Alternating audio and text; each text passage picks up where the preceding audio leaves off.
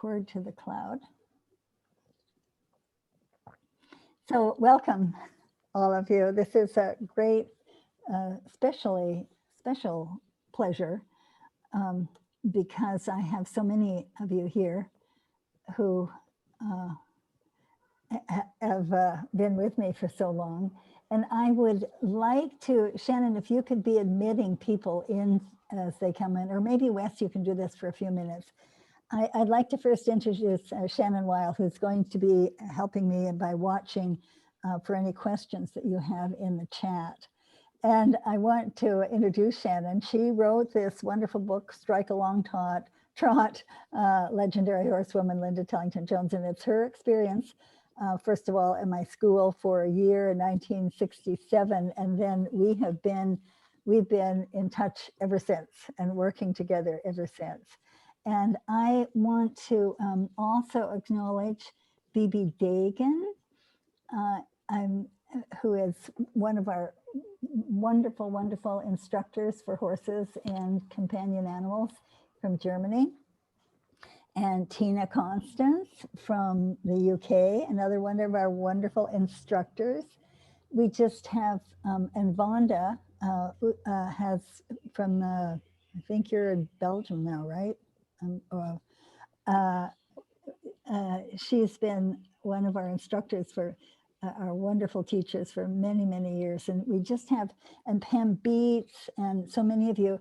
What I would like to do, I'm going to start just introducing this concept that I had, how I learned to listen to horses, and I'm going to use some PowerPoint and some just jumping around looking at pictures and ideas that I've had about this. So I'm going to screen share and see if I can get it right. Share this screen and get the right one up because I have quite a bit of, oh, where are you? Here we go. I'll just bring this over so you can see it, I hope. Come on, oh, over you come.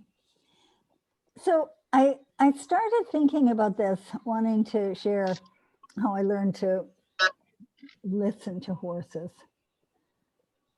Because I'm often asked, how is it, Linda, that you can get on a horse and in a few minutes have a connection with them, or maybe not even riding them, just have a connection on the ground.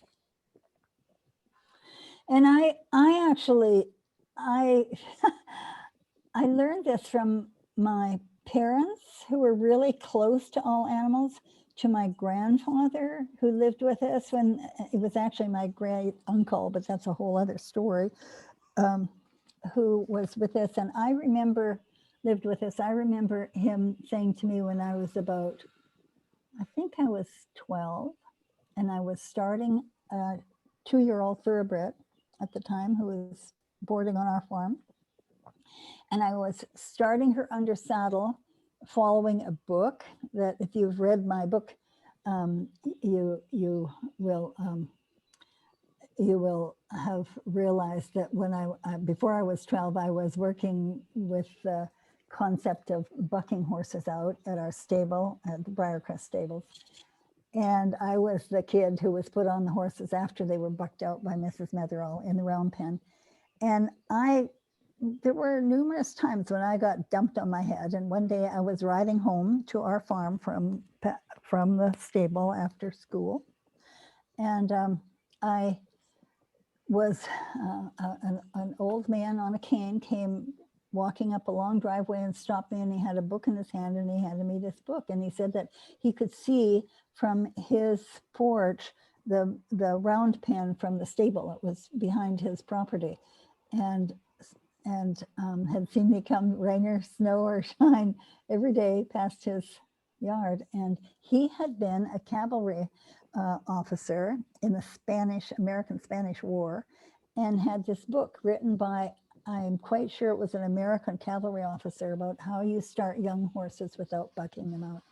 So anyway, I took this book home, and we had a 2-year-old 16 hand, almost 3, thoroughbred mare boarding at our farm, owned by friends. We weren't a boarding stable. We just had a few friends' horses with us on the farm. And I started her, and I remember my grandfather putting his hand on this horse's neck and just saying, never say an angry word to a horse. If you lose your temper, get off, tie a horse to the tree. I remember this, and wait until you're no longer angry. And when I think of the method that we've developed over the years that gives other people the ability to make this what I now consider a heart-to-heart, cell-to-cell, and soul-to-soul connection, we can do this with the techniques of the Tellington method. And that is what is so fantastic. But there's something that you have to know. And I just want to show you a few of these horses. But one of the things that we don't have in there, and Bibi and Vanda, I don't know if you've been in the, when, I don't think we haven't spoken since I started saying there's one component that we're not talking about that is completely important, and that is the function of energy. And that is how I do it. And I would not have dared to say this word a few years ago. You can, those of you who know me will maybe laugh, but the energy word is love. And this is not a word that I could easily say until a few years ago. I mean, I really, for a lot of reasons, had managed to shut that side of me down. And where I dared to start to use the word was thanks to Frédéric Pignon. And I know that if many of you are acquainted with the work of Frédéric Pignon and his amazing wife, Magali Delgado. And I've given 3 workshops, I've co-taught with them in France. And one of the things that I just so appreciate about Frédéric and the amazing stuff that he does with horses, he, as a man, an incredible man, dares to say that the energy he uses is love. And when you think about this, I just want you to think about it. One of my favorite books on my book list is Love is Letting Go of Fear, Dr. Jerry Jampolsky. He crossed the Rainbow Bridge just last month. He had to be very close to 100 because I had dinner with him like only 5 years ago when he was in his 90s, mid-90s. And that little book, Love is Letting Go of Fear, he has been teaching this worldwide for many, many, many years. And this concept, there are only 2 emotions, you all, love and fear. Love and fear. And horses are naturally, as are we're naturally fearful. Fear is in every cell in our body. And that's a whole other thing. I've had the great experience of being in a past life regression and actually seeing in my body that we're all programmed with fear of all the people who've ever been on the planet. And it's important for our survival. And yet, if we understand, wait a minute, when is fear appropriate? And when can we recognize that may not be our fear or it may not be necessary? But I have to tell you, if I get many, many riders who come into our classes or people who are now only working from the ground and they are afraid in some situations. And what I say to you in this case, respect that in you and step back and say, okay, what can I do to make me feel safe? And I'm going to show you a little video working with a horse that I'm coaching online, where one has to be careful. So love is letting go of fear. Now, we all know that aggression, if you've been around me very much, comes from a place of fear and is a cry for help. And that is really important in the method of the Tellington work, because all of us who've been around horses all our lives have done things that we wish we hadn't. When a horse bit or kicked, man, I used to give them what I called thunder, right? Until 1982, I was teaching a weekly class in A Course in Miracles, and I read the statement that aggression comes from a place of fear and is a cry for help. And this is important to this discussion on how I learned to listen to horses, because if we meet aggression with aggression, in other words, what I had to do was stop and think, wait a minute, when a horse bites or kicks, what can I do to show that horse, wait a minute, this is not acceptable. Here's what we need you to do. And that's what this Tellington method is based upon. Now, let me just start showing you some of these. In this first little slide that Shannon put together for me last night. Oh, and she said, watch the, wait, I'm supposed to click on this and it's supposed to go forward. Okay. So, Linda, yeah, you might want to go into the slideshow mode at the top there. Thank you. Except it's going to flip it on me then. No, and I won't right in the middle up. I won't be able to stop. There you go. Yeah, you will. Okay, thanks.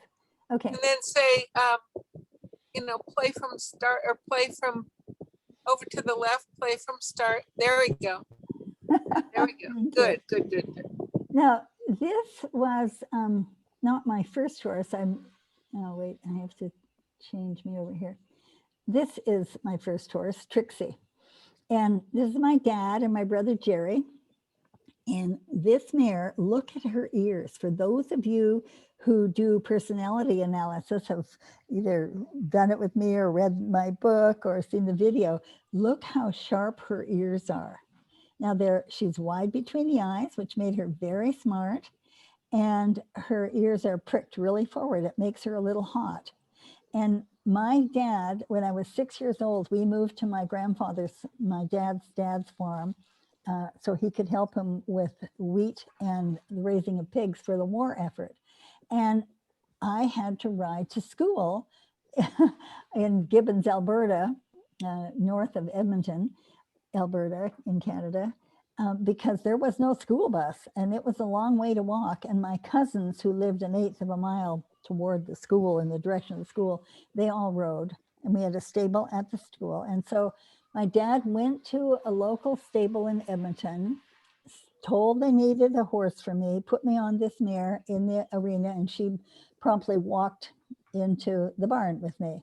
And it's interesting. All I remember about her until I started thinking about this for this talk and looking at this picture again is one incident that I remember with this mare when I was late and my cousins had left me. And I got to their gate and she didn't want to go any farther. And I somehow gave her a whack. I don't know what that means. I didn't ever carry a crop and I was riding bareback and I was that size that you see there. And somehow she spun around and dumped me and went home into the barn, and I go stomping down the road and I went, don't ask me what made me do this. I went in the basement, I got clothespins and I went to the stable and I clipped them on her ears thinking I was going to teach her a lesson with this ear work. Now, for those of you who have been doing ear TTouch on horses all these years, that was the beginning of the ear work. Now, isn't this interesting that that's what I remember about this mare? What I thought about yesterday, this horse was a saint. I knew nothing. I don't ever remember anybody even showing me how to hold the reins. And yet I rode her to school. Somehow I got the bridle on her. I rode her to school, put her in the stable, rode home. And we used to come home after school and ride again every day. And then when I was 9, we moved, let's see now, how do I do this, Shannon? How do I get the next slide? No. Help. If you press space, it might just go to the next I slide. just did that. Or try to click that right arrow. Oops, of course. No. Shannon, help. Mm, Come on. Why are you Be- stopped? hmm. Well, let me see if I can make, nope, I can't make it escape. Oh dear. Then just maybe, come on. Let's see. Oh, there's a arrows at the bottom left of your screen. It looked like Yeah. it popped up. Try clicking on the slide. Let's see. Okay, yeah, click Oh, on the well, slide. yeah, okay. So this is, this mare on the right is Black Beauty. This was my, when we moved from the farm, I don't know what happened. I never even asked my dad what happened to Trixie. We didn't have a trailer, and so I guess he sold her. And this was a mare named Black Beauty. And I wish you could see this, she had a bridle on that I had made with these brilliant, these little round buttons you could get that were shiny. And I made her bridle, and I've got chaps on here. I don't know what that was about, because kind of interesting, because at the stable we always rode English, even though I showed in Western pleasure and Western equitation, but we were hunter jumper primarily. And so that was Black Beauty and my sister Susan. And now, Wes, how do I do the next one? There. The space bar? I want to control this better. I want to go back to Blaze, and I need to go. Okay, there we go. I want to go to this one. Now, this mare is a beautiful mare. She was not mine, actually. Her name was Blaze, but she was loaned to me by Mrs. Metherall at Briarcrest Stables, because in the big Edmonton Spring Horse Show, which is still going on, it's a 9-day show. You start at 8 in the morning and you go to usually 11 at night. It's a huge, in those days it handled many, many thousand people. They had a live organist who played with music with all the horses. And in those classes, we had often 30, 40 classes in the pleasure horse classes and in the hunter jumpers. And there was a special class called the school pony class. It wasn't school horses, it was for horses ridden to school by kids. And I won that with this mare, but they named her Linda's Folly because she did dump me a couple of times. And again, you know, you remember those moments. This was a wonderful mare. And wow, those of you who know personality, look at how broad she is between the eyes and how flat, and her lovely large nostrils, and her ears are set wide apart and slightly to the side. And if you think the way this horse would have been bucked out in a very small round pen with really high sides, because horses sometimes tried to climb out, and they would be bucked out one time, and then my riding teacher would tie them. Mrs. Metherall would ride a Western saddle for that to lead the horse that I was on, because I was a kid with all the experience of so many years on horses. I was the one who was put on these horses and led at the walk, trot, and canter in the big arena, of course, outdoor in those days, and would ride them. And this was a lovely mare. So I want to now see how I advance this. I am really apologetic. Hello, Linda. Yeah. Yeah, hello. Hello. Hello. Evald! Oh my gosh! Oh, listen, what a Evald, this joy. is so sound like this is Yep. Dr. Evald Isenbügel and from Switzerland, and this is so an honor to have you on here. And if only I was fast enough. We just pulled up a picture yesterday that I found of years ago, many years. First of all, Evald Isenbügel came to our stable in Westwind with his promise, his bride-to-be, Venja, and rode with us and spent like several weeks with Ursula Bruns touring California. And we have been friends ever since. I just... So many long years. And Aval Wiesenbugel was the head veterinarian for the Zurich Zoo for many, many years. And he translated my book, the what is it called in English? What is the book? What is that book in English? It's the UA and Der neue Weg. Here, yeah, but what is Shannon, help, what's the book in English? But it's a wonderful book about all animals. Oh, it's called the Tellington TTouch. And Ewald wrote the introduction and talks about one of the times I was there giving a presentation to vets at the vet school. And you had that snow leopard that had a undiagnosable respiratory illness.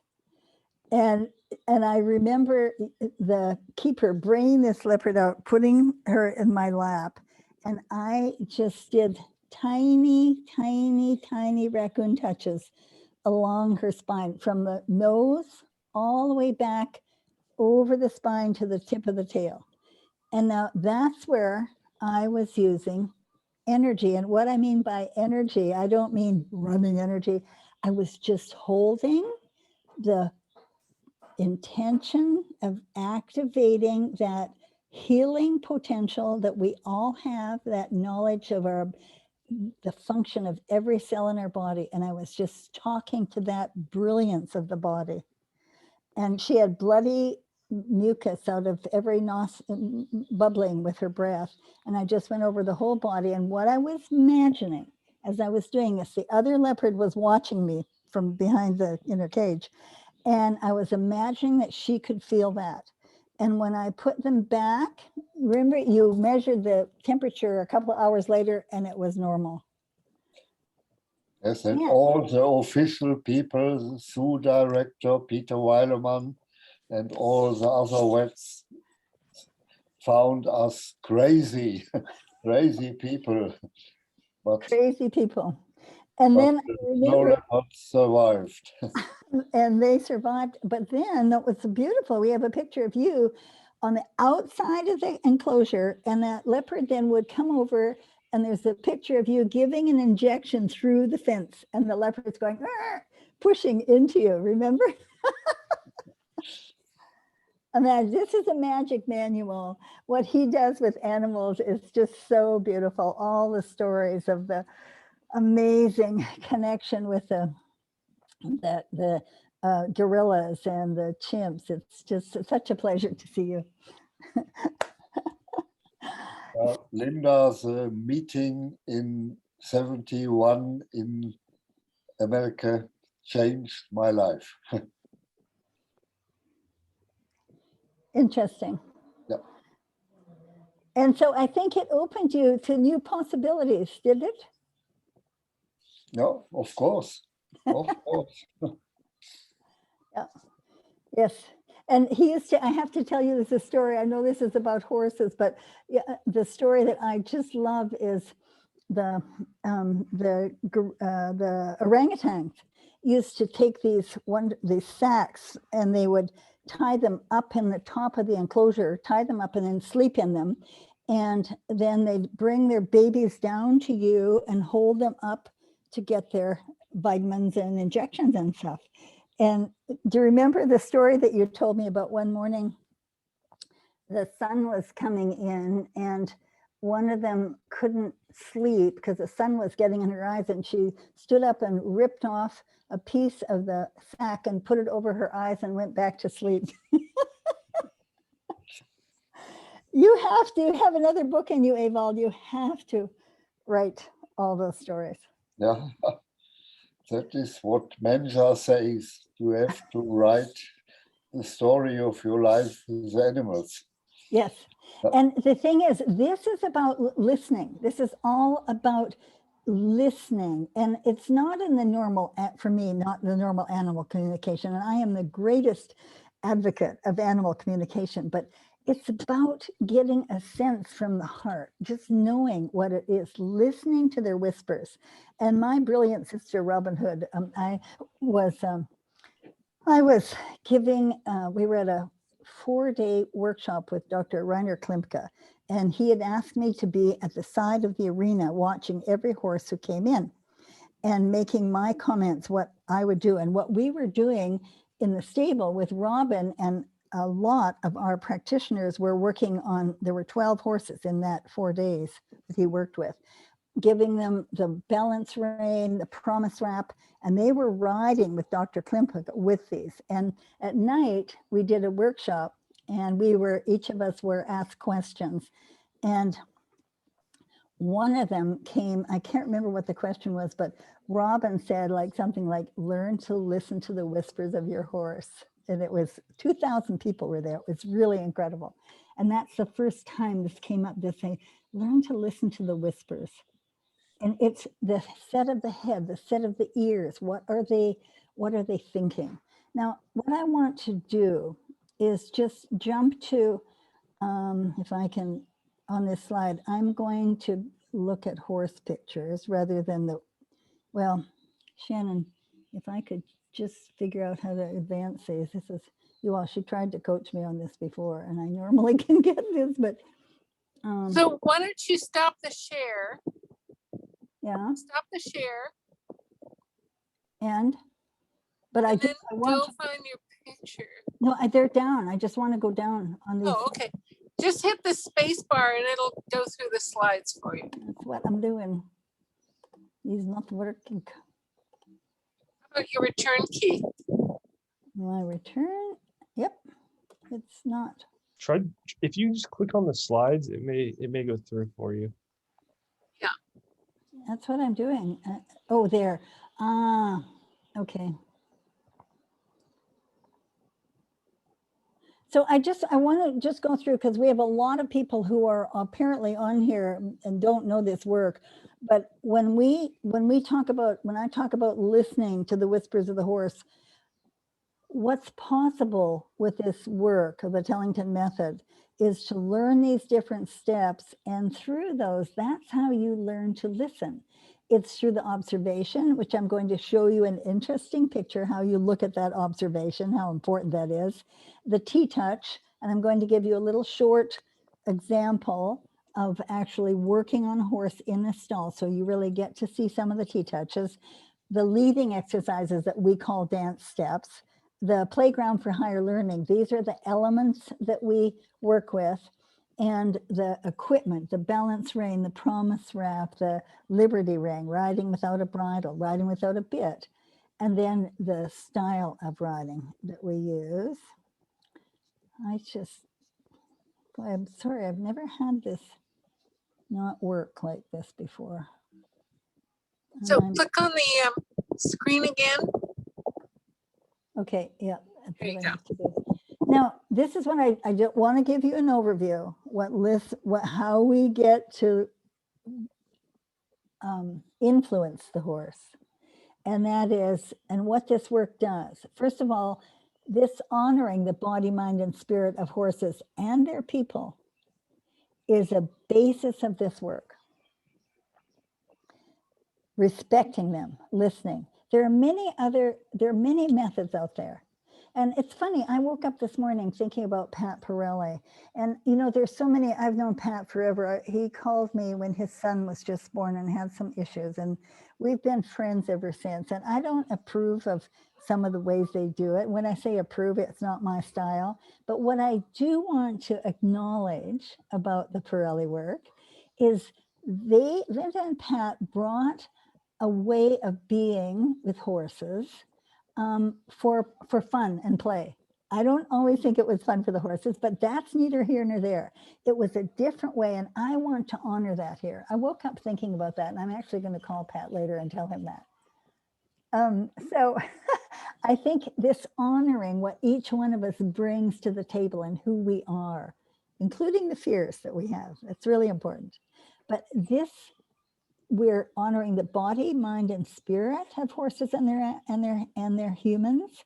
And what this work does, we affect behavior, we enhance performance with this work, we support well-being, and always it's with your veterinary, working with, this is never a replacement for your veterinarian.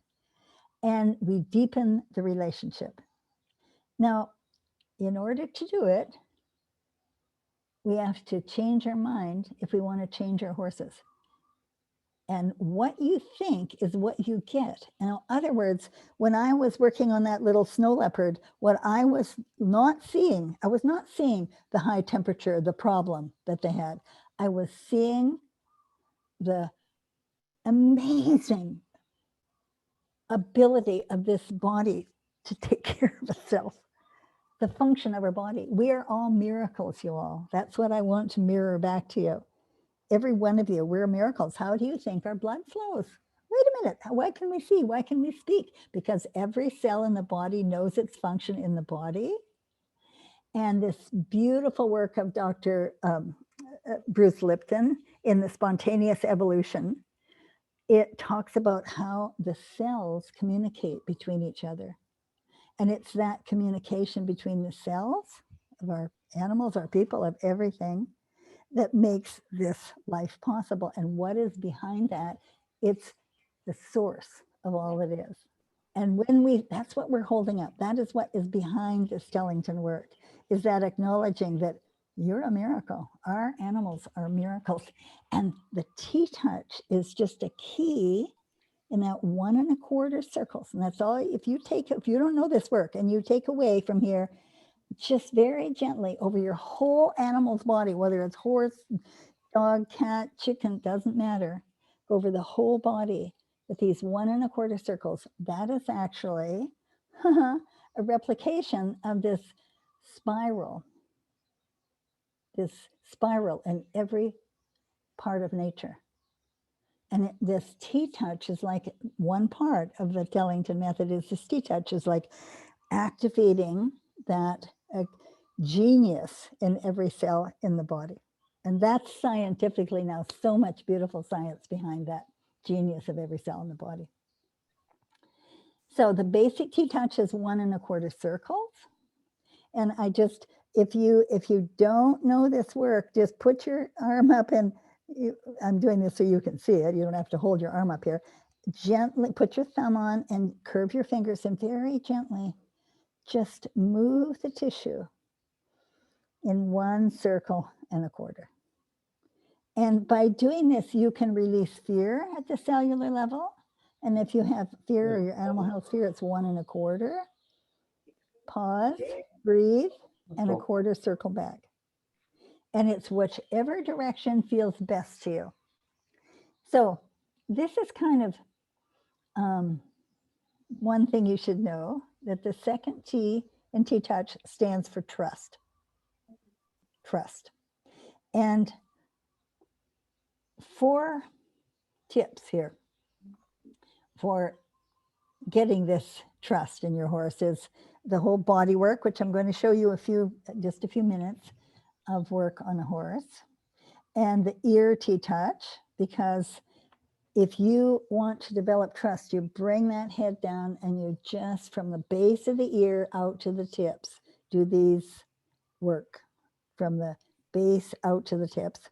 The lick of the cow's tongue, and you're going to see that in the video that I'm going to show you, and the tail TTouch, because with the tail work, you activate the cranial sacral fluid that goes through the entire spine, and you give that horse a connection from the ears back to the tail, and can then, with the lick of the cow's tongue, which you'll see, bring them into the body, and then with the work down the legs, you can ground them. So even if you just do these 4 things, you'll find a huge difference in your horse. This is a fun shot. This was at the school that Sylvia Jordan, who's here, was at that school. And this is in Badger, California. Shannon Weil was there. And this is starting, this is how we used to start horses outside. This is Hungarian Groflo. He was a 5-year-old when he came to me from the ranch in Montana from Countess Bessigny. And we used to start them outside. And this is with a bit with lunge lines run through the stirrups. And we started with a Western saddle because it's so much easier for to balance the weight of the rider in the beginning. But later, in later years, I stopped using the bit and I attached to the halter because it's too much for this, unless you're really good. And see here, I had to hold him back as he jumped this ditch. Now, this was, I want to tell you about this horse. He came down from Montana. Of course, he'd been trimmed and handled, was very well halter trained, not halter broken, halter trained when I got him. But this is how I developed trust before I ever rode him. I was just sitting on him, lying down. And we developed a really wonderful bond. But what was special about this horse? At the time I was starting him, I had another horse named Tonsilo.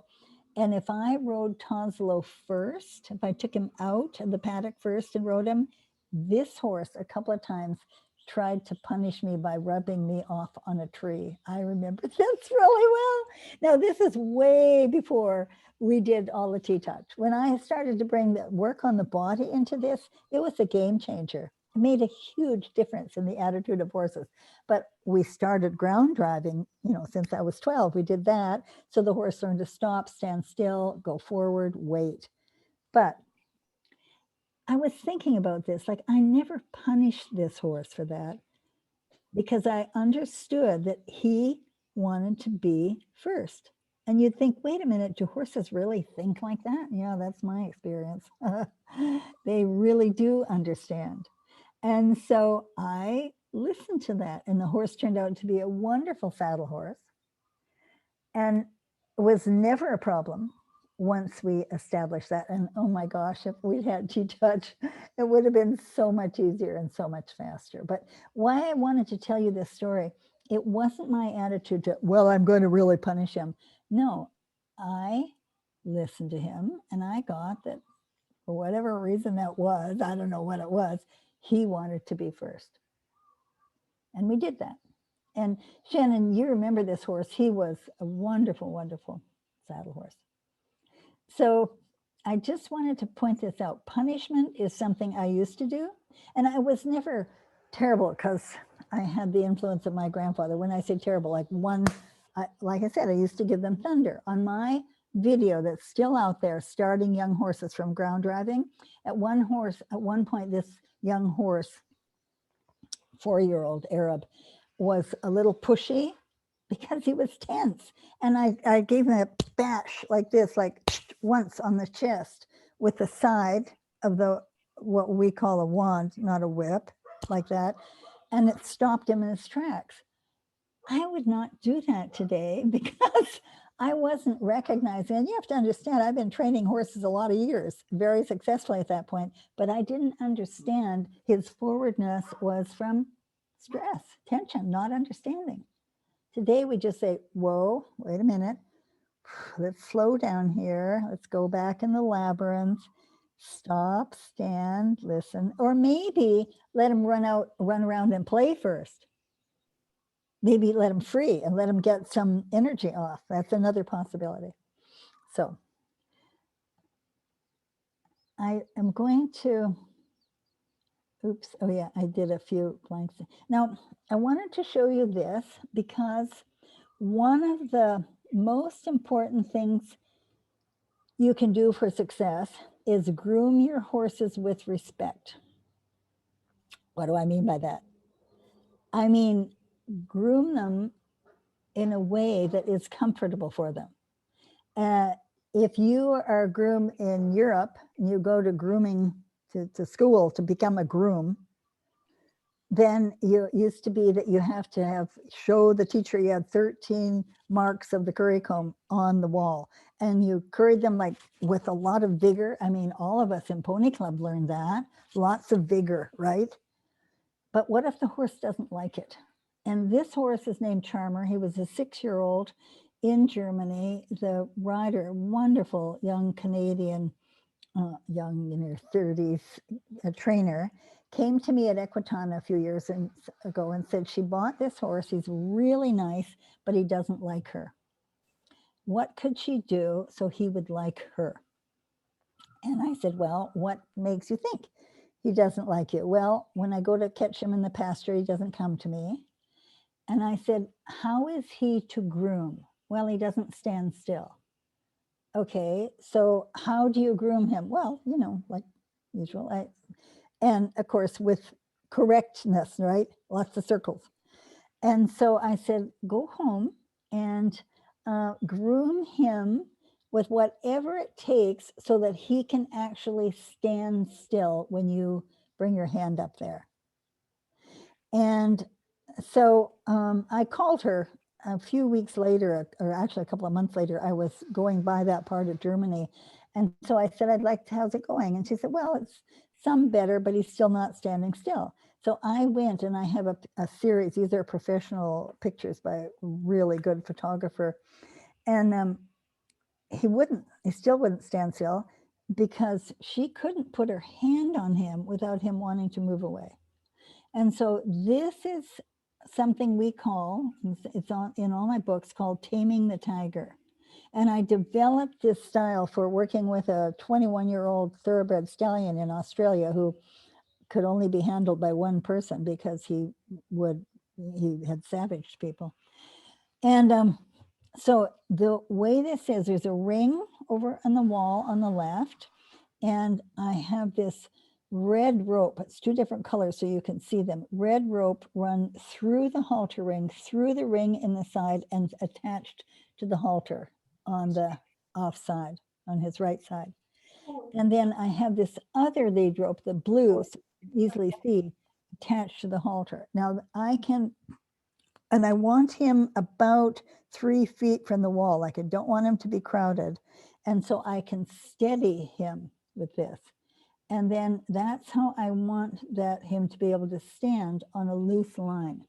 Now I'm touching his belly, and look at his face. He's not happy with me just with my hand on the underside of his body. He's not trusting. And he brings his head down. As I go down his legs, I want him to watch me. So I have all these pictures. I mean, we have so much to show you. I'm not going to show them all to you. But by the end, I could stand there with him not tied and go over his whole body. And that's what I recommend to you if you want your horses to be in what we call in the body, really having a good sense of awareness of every inch of their body. That's what makes them safe and stable and as healthy as possible. So I just wonder now if there are any comments or questions. I'm going to stop a minute. And Shannon, are there any comments or questions here? And if you, I'm not seeing any in the comments yet. Okay, Bibi, if you want to jump in, I'd love to have, if you would like to say something, and Vonda, you've had, both of you, so many years experience. Bibi came to this work by, she was an endurance rider to begin with, and I don't know, it's 30 years ago almost, came to this work, and now teaches all over Europe, of course, and heads our program for certification for horses and dogs. Bibi, do you want to jump on and just say a few words? Actually, I just want to kind of repeat how good this Taming the Tiger thing is, and how much I love it, because on one hand it stabilizes the horse and tells the horse, no, there are boundaries and you have to stay here. But on the other hand, you tell the horse, and you can trust me. So it has both sides. Of course, it needs the TTouch attitude to do that and not force the horse to do something that it doesn't want to do, but still telling the horse, you have to do this and you are safe. So, and I think this is a great message for many horses. I love it. Yeah, thank you. It's very helpful. And then this, I put this in here because this is, before COVID, each year I did a 3-day training at a stable of one of our practitioners in southern Germany. And we bring, I forget how many, I think I take 10 horses for the weekend, and we have our top practitioners there. And I, with another of our practitioners and 3 of the participants active, are with one horse, and then at the other end of the arena we have another horse. So I take them each for half an hour. Now I just want to show you about boundaries. This horse has this red, what we call, this is an ace wrap, It's not tight. It's not like the bands now. It's interesting. Some of the people have copied what we started with this, and they do it with really heavy bands. That's not the idea. This is called a promise wrap because it's a promise for engagement, and it's a promise to overcome fears that horses have behind. And you can't see it so clearly here, but I have what we call a balanced rein around the neck, and I can just pick that up, and it affects the muscles that actually bring the back up. And I'm riding with our Tellington training bit. If you don't know it and you've never seen it, you think, what? Oh my God. And horses love it.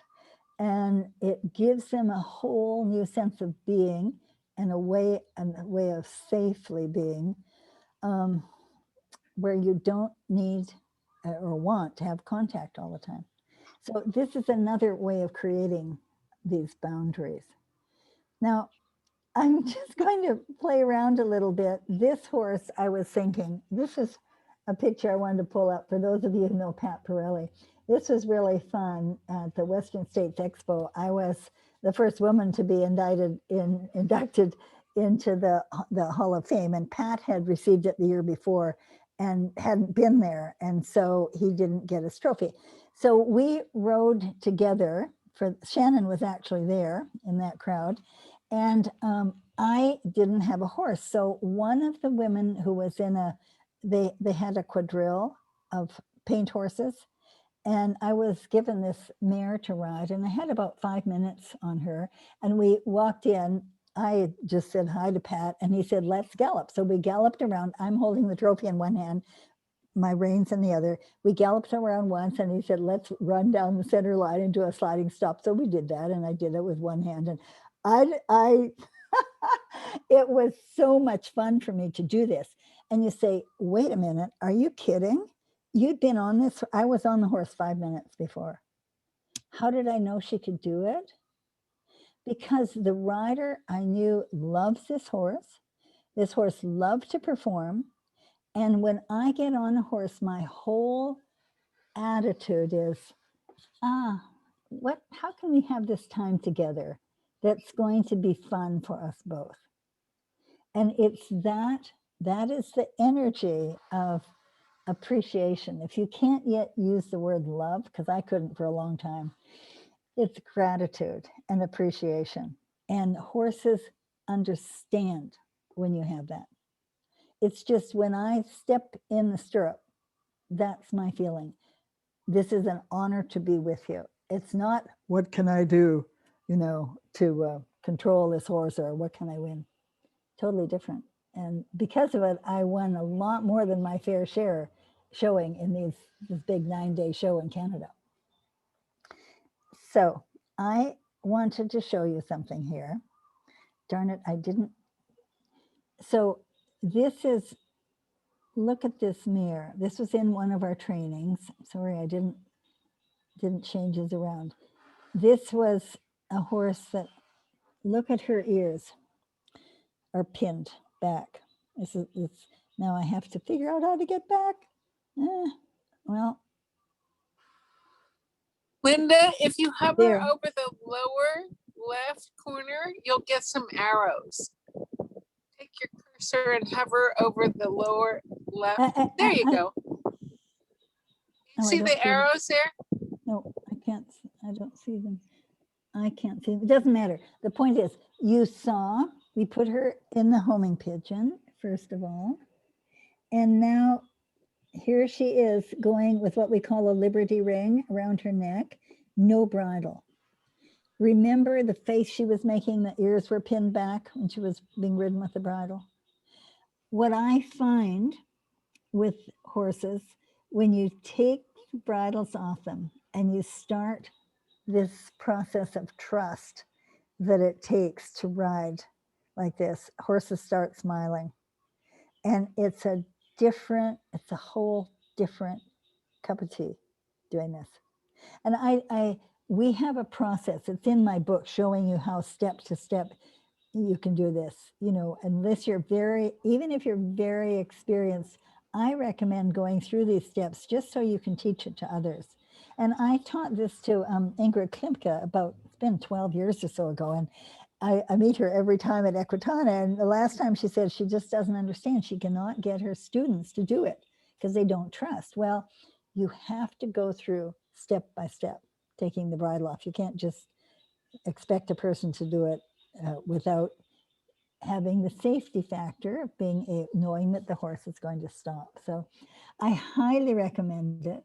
And we do it by having first riding with your bridle or whatever you normally ride with that ring, and just having the reins on the neck and getting the horse to bend. And if that's all you do, just dropping the reins on the neck, you'll find a difference in your level of trust and your horse's level. Now, this is just to show you the touch on your own arm. And I wanted to give you this. If any of you have pain in your body anywhere, and most of us do at some point, instead of thinking, oh my gosh, how bad is it going to get? You just start talking to the genius in every cell in your body to function ideally. And how I came to this was during my Feldenkrais training in 1976, a book was recommended to us called Man on His Nature by Sir Charles Sherrington. And Sherrington was a Nobel Prize winner. And in the second chapter in this book, which was, he wrote many research books, but this was the only book on philosophy. And his premise that every cell knows its function in the body is what totally got me and thinking, wait a minute, this is the second year of my 4-year training with Dr. Moshe Feldenkrais at the Humanistic Psychology Institute in San Francisco. And we did not yet know how to do the miracles that we know we can do with the Feldenkrais work. And so when I read that premise by Sir Charles Sherrington, I thought, wait a minute, if every cell in my body knows its function in my body, all I have to do is, cells, this was before I got the circular TTouches, just remind this body of its potential for ideal function. And when I got the circular touches, which was an intuitive thing in 1983 that just came to me, it was years before we realized that's this golden ratio, this spiral in all of nature. That's like having a key to turn on the intelligence to connect with the intelligence in every cell in your body. And know you can release fear and pain in yourself. This is a gift from the horses and from all animals, because I never would have developed it for you, for humans, if it wasn't for the animals. So just know, and if you have any questions, just sitting there, if you don't know this work, and even if you do, hey, sorry, I have to cough here a minute. Just 1 second here. Can I do this? And I wanted to do this. Don't want to cough in your ear. Even if you know this work, think of it from this point of view. Wait a minute, this is like a key to connect with that cellular intelligence, this body that knows how to function ideally. Just activate that. It's like a key, to connecting. And that is, what else is it? It's the source of all it is. It's the God factor. It's incredible when we connect with that. We're not healing anything. We're just supporting the body's brilliance to take care of itself. And we need this during this COVID time for our animals, for ourselves. Now, see what else I put in here, because I want to, come on, where? No. Go forward. I'm doing all the things I did before, Shannon. Ready. So click on the screen. No, don't report anything. There you go. Okay, and I then am. I'm clicking on the screen. There. I want to point this out to you, and then I'm going to show you a couple of horses. I want to show you a couple of things, but this I want you to put in here because part of this learning to listen to horses is learning to forgive yourself and forgive your horses when they do something. Now, forgiving does not mean accepting. That's the brilliance of my sister Robin. Remember, even when we when we forgive behavior, we don't necessarily accept that. And what we want to do is, instead of punishment, so wait a minute, how can I be clear? How can I show this horse what I want? But when you have a situation with yourself or your horse, and you do something like I've had to do this when I think of the horses that I punished that I would never today punish for that, I can use this. It's called Ho'oponopono. And then the next slide, you'll see I really recommend you get one of these little books about it. And it's really simple. 4 things you say to yourself. And this is in more than 50 languages. This really works in any situation. And that you say to yourself, or whatever the situation is, I'm sorry. Please forgive me. Thank you, because it's done. And I love you. And I love you is the really hard part. It's about you love yourself no matter what you've done. How can I love myself? It's not okay. Love that part of yourself. That is this source energy, this amazing brilliance, this genius in every cell in your body. Love your higher self. And then I add this that actually is a really good idea. It's not part of it, but I give this over to that other source, to my angels, to my guides, to my God, whatever that is. So these are the books that you can get that I recommend. There are many books out there, but if you just want a simple explanation, I've read this over and over. It's originally in German by Ulrich Dupre, and it's Ho'oponopono, the Hawaiian forgiveness ritual as a key to your life. And this is important when you are working with horses, you all, because we all do things or have behavior in our horses that we don't want. Now, the other one is, if you like to delve into what's behind it, I love this book. It's originally in French, and it's Luc Bodine and 2 others, because he's written many books. So it's the Book of Ho'oponopono, the Hawaiian practice of forgiveness and healing. And it tells what's behind this, the connection to the HeartMath Institute and to quantum science, why this stuff works. And so if you love to learn and to read, I really recommend this. Now, I'm going to, wait, I want to switch. No, Shannon, oh my God. I want to, well, while I'm here, I'll just mention this. If you don't know this book, that I won't come back to this. I want to play a couple of things for you. That's my latest book, and it's Training and Retraining Horses the Tellington Way, written with my niece, Mandy Pretty. And it's got many, many examples of horses that we turned around and the steps that we took to do it. And all the steps are in here. And if you want a method, whether you're working with your horses and you just want to just have another way of being with them, deepening your connection, it's in this book. Or if you have an issue with a horse, it's in this book. And we've had many people read this and say, wow, I just really appreciate that. And if you want, you can get it on Amazon, of course. If you're willing to wait for a while, you can get free shipping from us on our website on TTouch.com, on the American website, only for those in America in this case. Otherwise, go to Amazon. So this is another possibility, WeHorse. And this is actually, I'm one of the many, many trainers in WeHorse. And you've got lots of different touches in it, in the wehorse.com. And I just want to put this, and then I'm going to show you some videos of actually the work. Come on. No, it doesn't want to go forward. Be nice there. So there is one possibility. I have one space left on April 16 to 18. I'm doing a live in online interactive course. But we have opened it up to auditors. And if you want to learn a lot, it's 6 hours for these 3 days and lots of video and opportunity to learn the steps of doing this. I only take 12 horses in this, but you can have unlimited auditors, and you learn a great deal.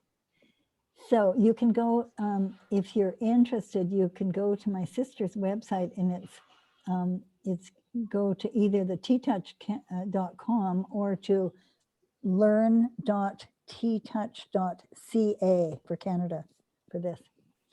So I want to, I'm going to now see if I can, oh yeah, and if, well, I think all of you already know we're on Facebook, the TTouch community, the world, and Shannon runs this, Linda Tellington-Jones on the go. And that's our website. Now, I want to see if I can get out of here. Oh, help.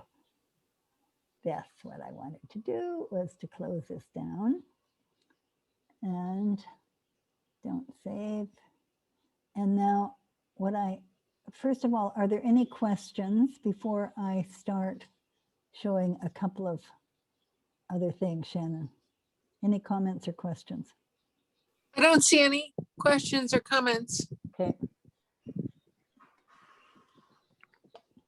So I want to show you a video of what this looks like. Screen share. I have to think a moment. Sorry, just give me a moment here. Where am I going to get this out of the way? I had it up on my screen and it's disappeared. And I'm going to go to here. I always wonder why my sister talks to herself when she does this, but now I absolutely know. Fabio, I'm looking for the Fabio video. Pray for me, you all. I had, okay. We're going to go here. I had this pulled up and it didn't stay with me on my desktop. Oh, help. Do you want to do a search on it? There we go. That's what I'm going to do. Okay. Oops.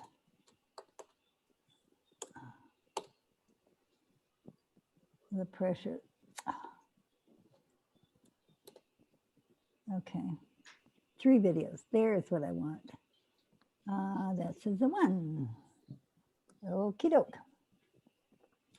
Now, I'm going to, darn. I have to start the sound on it because it's worth hearing the sound. First of all, I'll just tell you about this horse. This is in southern Germany at the Megla stables.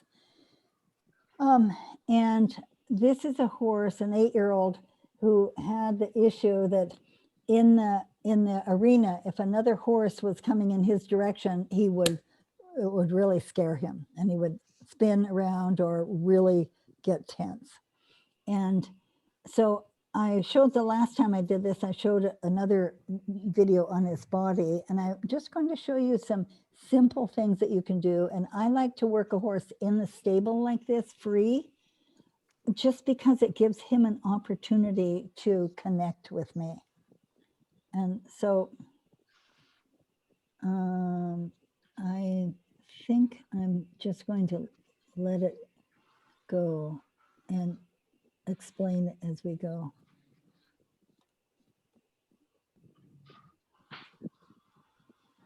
There you go. Yeah, I don't think I have the sound on. Okay. Can you hear that? No. Right. That's because I don't have the sound on. So I'm just going to talk you through it, because otherwise I take the chance of getting out of here and not getting back in. Okay, so this is, I've been working with him about 5-10 minutes at this point, and it's feeding time. So I'm going to let him eat. And I'm just going to give him a sense of his body with what we call the troika. Now this is a circle and a quarter and a little, like a little arc to the next spot. And you go over the entire horse with this, connecting from head to toe. And the fact that I want him to just be able to stand here loose, because he can turn around and look at me, which you'll see he'll do at some point, like right there. And he says, be careful, because he's sensitive in the girth area. And notice I'm giving the back of my hand, and he can go on eating. And underneath this circle, just this light circle and a quarter, and lick of the cow's tongue. And I pay attention to going 90 degrees. I don't just, it's not just a sort of move. I'm really paying attention. See, when I get back there to the flank, he's saying, yeah, I'm a little sensitive there. And so I say, okay, be very polite. And I have to listen. That's listening to him, not just telling him to, stand still. Just quietly moving. Now, if you have a horse who doesn't like this, boy, you just start with circle and a little slide, and you have to be very respectful so you can actually get them to accept this all over the body. Now we have I just want him to think. Good. And people have said to me, is it okay that they eat? Yes, absolutely. And sometimes you'll find that they'll stop eating when you do this, which is fine too. And I melt my hand on him. And I give him a chance here to think. See, he's looking, what are you doing?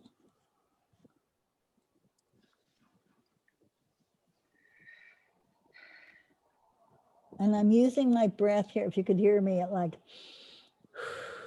now he's feeling that on the other side. He's starting to feel his body.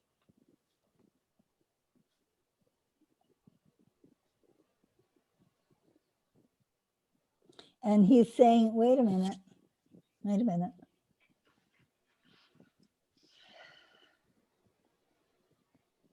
And I just give him time. I want the head down. Good.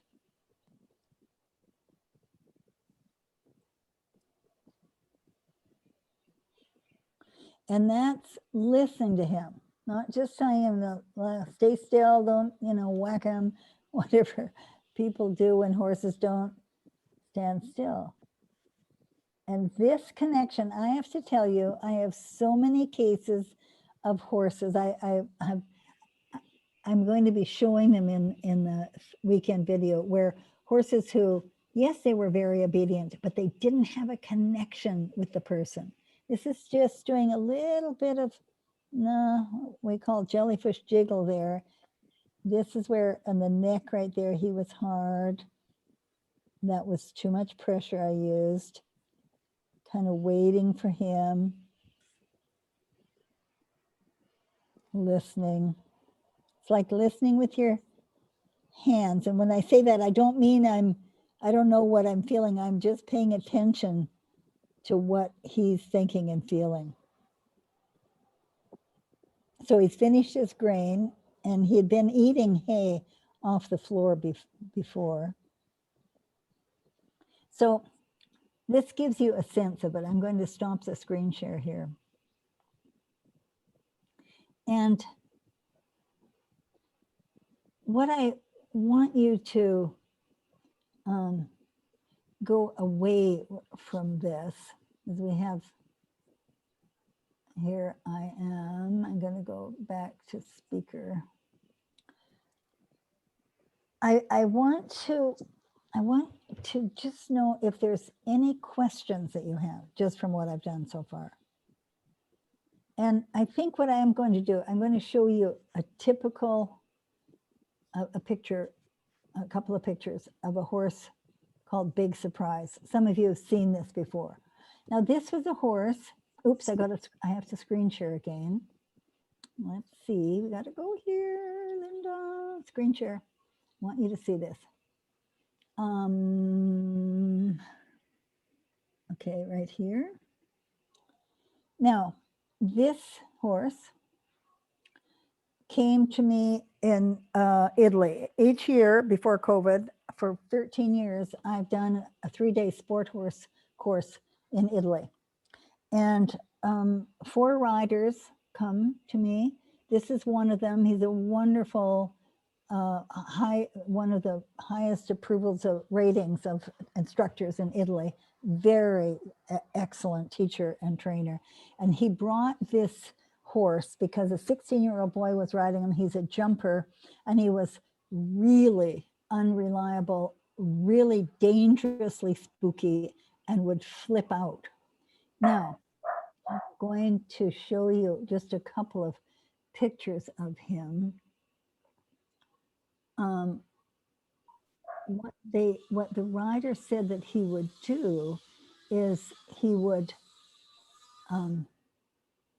look at this, he would be going in one direction. If anything frightened him at all, he would just spin and bolt. Now you have to look carefully because his tail is up in the air. Look at how high his head is.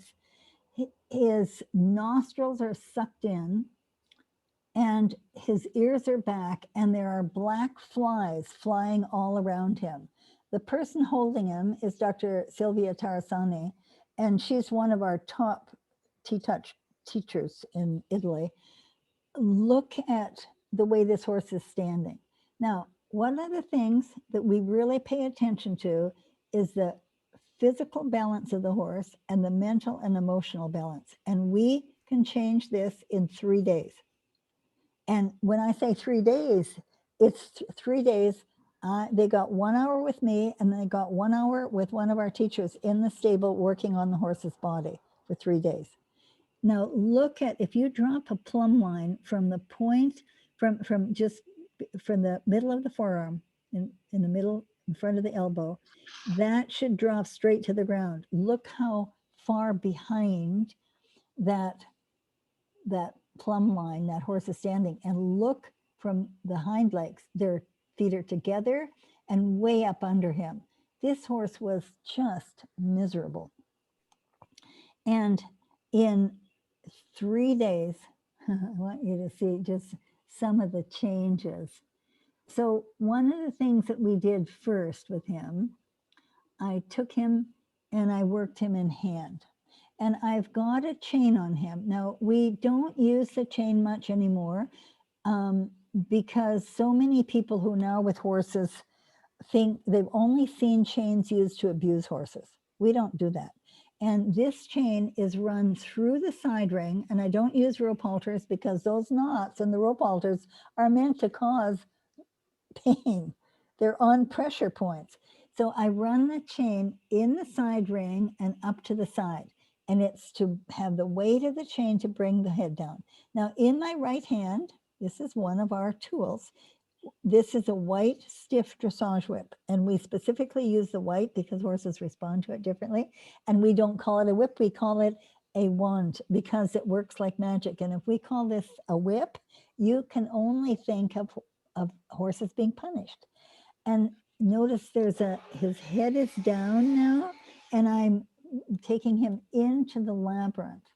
And over the period of time, what we did, this is like coming around the corner of the labyrinth, and I'm bringing his head down. And just so I work in the labyrinth, and I'm going to just show you a few of these different things we did with him. This was one of the moments where he reached out and touched me. I was about to touch the forelock and do a little slide on the forelock, and his ears are forward. This is where he made a decision. He recognized that I'm listening to him. I'm not there to dominate him. I'm just there. We're there with him to give him an experience of trust. And that's what happened in 3 days. in 3 days, this horse changed from what you saw before until I'm going to just show you in the end and then show you a few. And the rider said that he could not stand to be in an arena with other people. He couldn't stand to have any kind of like any scary things in the arena, couldn't have dogs around. We had all of that. And this is on the 3rd day, and Sebastian is riding him again. Notice we have a purple, this is a promise wrap, and he has the balance rein on him, and he's just standing between the plastic. So that's one of the elements that we use in what we call the playground for higher learning. Notice he's on a completely loose rein. And we've gone through these different things. This is one on the 2nd day. This is one of the elements. We hold the wands up. I like to use pool noodles because you can see them easier and they're light. But here we've got Sebastian and Dr. Massimo De Re. He's one of our amazing Tellington teachers, and they have now a center that just opened a couple of months ago called Bella Vista in northern Italy. It's a training and rehab center, and in spite of COVID, they are full, and it's just amazing. Now look at this horse. We're just standing around, and these are auditors who are there in the arena with me because I want lots going on with the horse. And notice I'm just standing there, letting him be with me, see me, just be there. And he goes under these, and he's, then I ride him through this, if I can see against my light here. Can I? Oh yeah, here, it's right here. I love this picture. Now this is trotting the plastic on one side and it's on the other side, but you can't see it. Now I'm riding him with the blue. That's a balance rein. I don't have the promise wrap on him here. It's funny, I didn't have it on yet. This is the 2nd day, and I'm riding him at the trot through this. Now this is on purpose. We've got all this stuff hanging around on the jump standards because they said he will never be in the arena with all that stuff. That's how fast you can change a horse when you gain their trust. That's the thing that's so interesting. And this is just Massimo. I'll run through these, showing Sebastian how we work with this training bit, opening the fingers, never with a closed fist. You cannot, which is taught everywhere except in centered riding and connected riding. Everyone else teaches a closed fist, and it's a big, yeah, we do it very differently. Okay, so now I can't make my things advance. Okay, this is Sebastian just riding him on a loose rein with the balance rein. That was the 1st day. Trotting him through the 2nd day, trotting him through that plastic. This is another thing I want you to do. When you can have another person working with you, the boundaries that Bibi talked about that we give to horses with the Taming the Tiger, this is what we call the journey of the homing pigeon. By having a person on each side, you create boundaries and you create a sense of safety, and you activate both sides of the horse's brain. That's what is so important. And this horse, and we have the wands there, and they kind of moving the wands out in front, so he gets totally relaxed and used to it. Look at his ears, look at the set of the neck. You know, it's a very different picture than what we saw before. So, and this is with another vet in the class that we had, and we changed the following day, we changed people with them. This is just doing the body work on him, doing the hind leg exercises, doing his tail. And this is what you want with the tail TTouch. You want the horse's head to be free so he can turn around and look at you. Because listen, you all, this is the cheapest insurance you can get. When your horse is no longer afraid of things behind, instead of spinning around and looking at it, they dare to learn to bend the head and look back. They will not spook at things. That is really important. And there he is. This is the second day. Look at all of us standing around talking. We're watching the other horse, waiting for this horse to have his turn. Now, the reason I got his feet cut off here, notice how the legs are straight up, front legs. Notice the plumb line on the back legs. This is after 1 hour under saddle, work on the ground and T-touch, and an hour of T-touch in the stall. And he is standing on Wendy Murdoch's Surefoot pads. But the original ones, because we didn't have yet the new ones, and she didn't want to show the original ones. So that made a huge difference. And if you all don't know Wendy Murdoch's Surefoot pad, look it up, because it's a life changer. It's a horse changer. There he is, the third day, just trotting casually. There's 25 people standing around in that arena. He's just trotting before we rode him through. And then I rode him with this promise wrap. And this is how you take the Liberty ring at first. I'm back with his own bit on it. Excuse the riding pants. We had a sponsor there, a clothing horse sponsor, and Italians love at that point bright clothes. They're a little bright for me, but it was fun. There you saw those. There he is going under the pool noodles, and then just little jump at the end. So I wanted to give you a sense that this, now what was great, of course, they stayed in touch with with Sebastian, the trainer. And 2 weeks later, this horse went to a show and he was completely calm, just like he was in that class. And they kept doing a little T-touch. It doesn't take, 10 minutes a day will make a difference with your horse. So I want you to go away today with the idea that you, from making this heart to heart, cell to cell, and soul to soul connection, that you can make a big difference in your horses. I'm going to stop this screen share, or did I already? Maybe. Yeah. And so Linda, we have a couple of comments. Yes, thank you. We have Maureen Kaufman asks, can you talk about your T-touch for neurological issues? Yes, and actually what I was speaking, if they go to my website, you'll see we have a book written by a veterinarian on that very subject with Carol Lang, one of our instructors, with all of the T-touches and the wraps and the ground exercises for working with neurological issues with your vet. So you'll see it on there. And unfortunately, I can just listen because I just realized what the time is in it. I have to be downtown at 11:30 to get my COVID shot.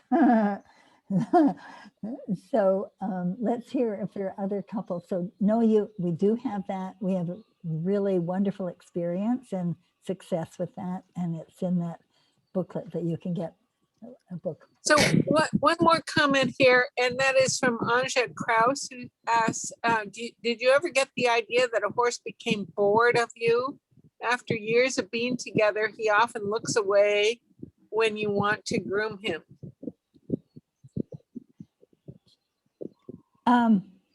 So this is where I would use my body kinesiology.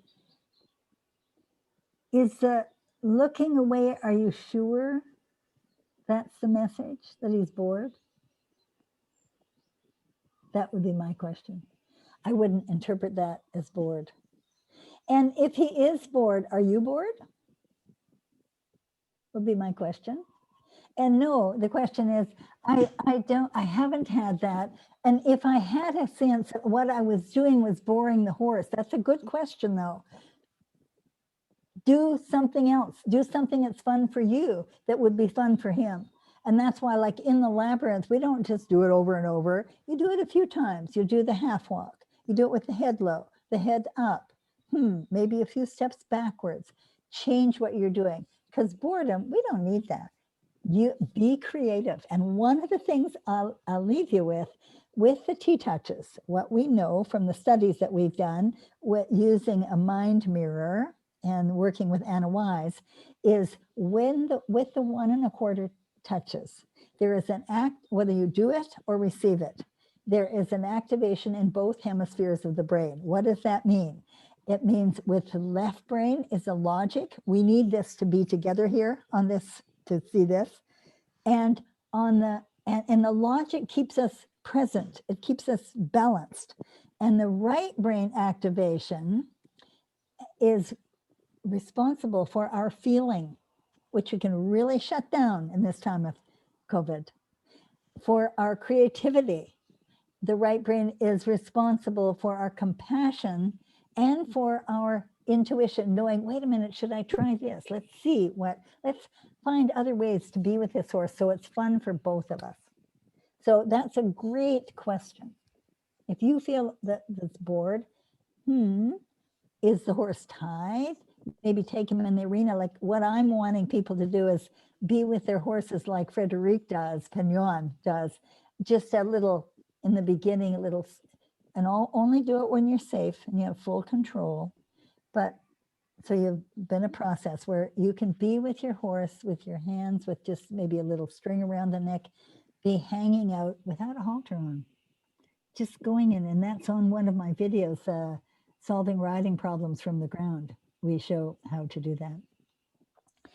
And then lastly, I'd like to say hello and welcome to Jan Hop. She says this is all new to me and so educational. So welcome, and welcome to anyone who is new here. Thank you, Shannon. And Jan Hop is on our team. Part of what keeps me like at 83 with this energy, a huge part, is the fact that I've had a Beamer for actually 17 years now, and Jan Hop's on our Beamer team. And if any of you are interested in another level of support of your body, just drop me a note, and I'd love to send you some information about the Beamer for you or your horses. You can send it to Kirsten@TTouch.com if you'd like information about Beamer. And Beamer is a medical device that that you just lie on it twice a day, or you put it on your horse 5, 10, or 15 minutes, and it activates the circulation throughout the whole body. It's amazing thing. So thank you all. Thank you, Shannon, for your support. Evald, it's been such a treasure. I was going to call you yesterday, so it's perfect that you're here. I may try to, well, it's pretty late, but I may try to call you from the car on the way to my shot. Blessings on all of you. It was such a pleasure to be with you. And if you're not part of our community and you want to stay more in touch, join us and we'll be getting information. I do this for people online also starting next month. So blessings to you all. Stay safe, stay inspired, and take time each day to count 3 blessings in your life. Send that energy out to the planet. Aloha. Aloha, Linda. Ciao. I'll say goodbye to you all, turn you all on so I can see you and wave goodbye to the gallery. So